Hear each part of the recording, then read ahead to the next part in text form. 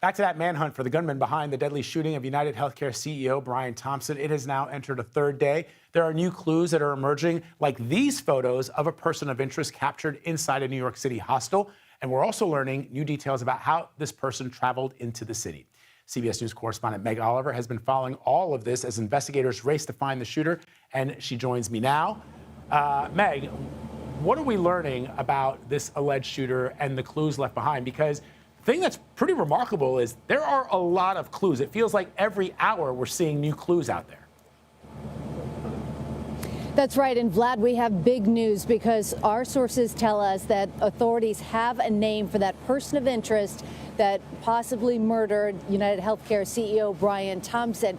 Now, they are working on the name to confirm it right now, to release it to the public. This comes just 24 hours after those new pictures came out, the first clear image of the person of interest, that face that we saw, and those surveillance videos and images came out of this hostel. That's where they were captured. There were two pictures that were released.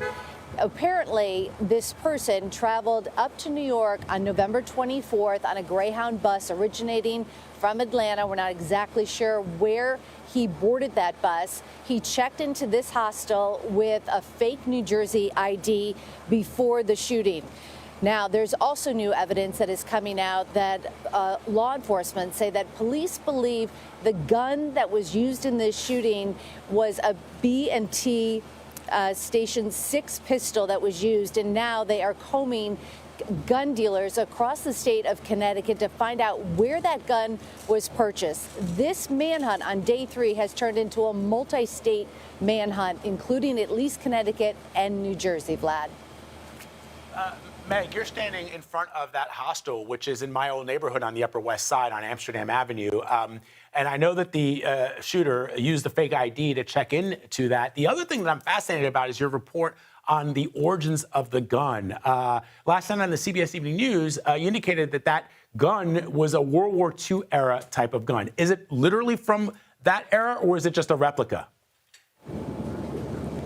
That's what they're trying to determine, and that's why they are combing all these gun dealers to try to track that down and also to get more information.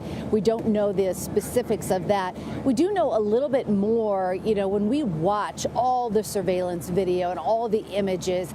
This person of interest is covered head to toe in practically all of it, except when he was captured on those images in this hostel behind me. Apparently, he was talking to someone at the front desk, and it was somewhat of a flirtatious episode going on, and apparently one of the employees asked him to pull down his mask to see his handsome face, and that's when he let his guard down and they were able to get that clear picture. But again, our sources tell us that police have a name for the person of interest that possibly shot and killed UnitedHealthcare CEO Brian Thompson. They're working to confirm that name, so it could be released momentarily.